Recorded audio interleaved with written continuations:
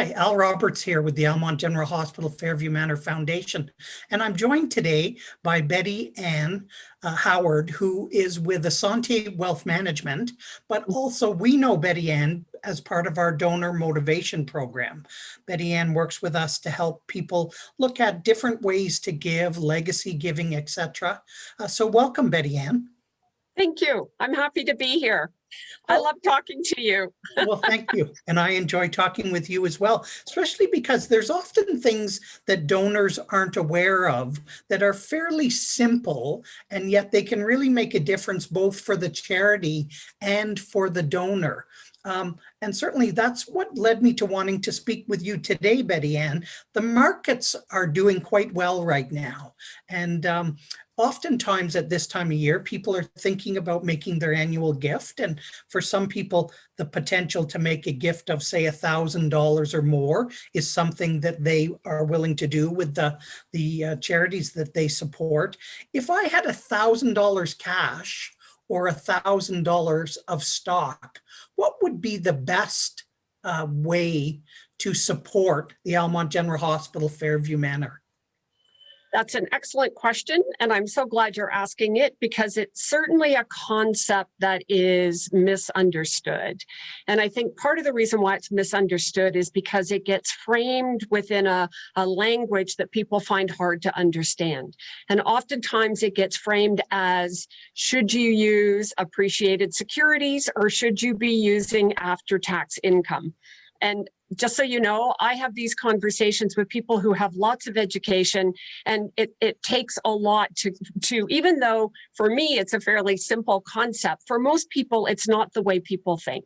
So as you're saying, and I think part of what you're saying is most people have a tendency to do the after-tax income, right? So $1,000, depending on your tax bracket. So let's just, for easy math, say you're in a 50% tax bracket, you have to make $2,000 because then you pay $1,000 in taxes, and then you get to donate that $1,000 to the charity. Versus if you have $1,000 in stock, and let's say you bought it for $500, and you donate those securities directly to the charity. That's very important. You donate the securities to the charity. You completely eliminate that $500 capital gain. There's $500 of tax savings right off the top, and then you get the tax credit on that $1,000. So if we were to actually do the numbers, you would be astounded at how much money you're saving in taxes. So of course, my philosophy is the more we save in taxes, the more we can give.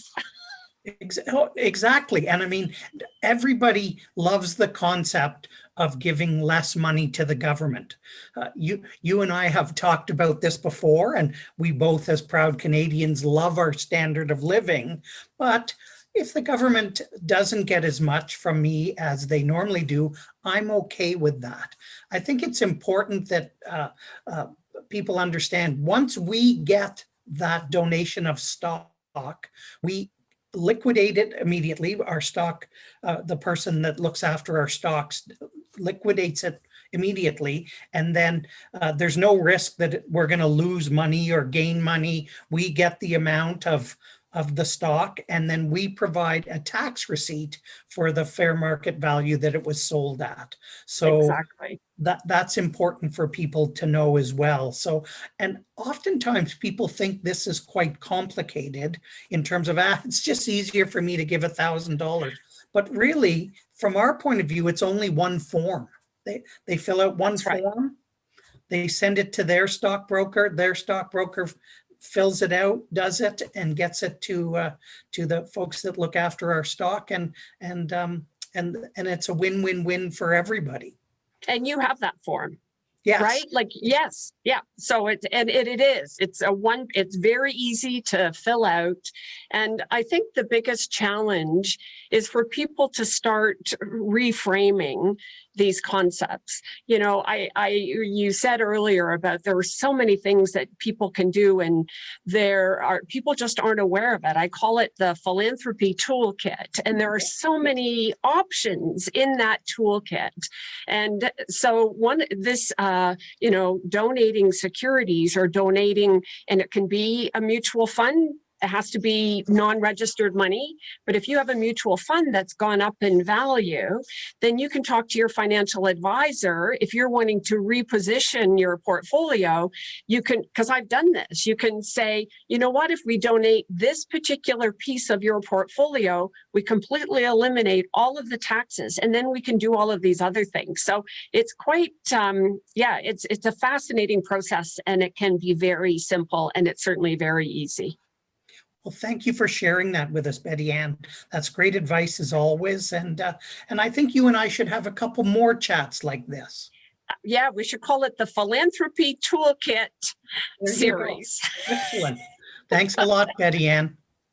Thank you.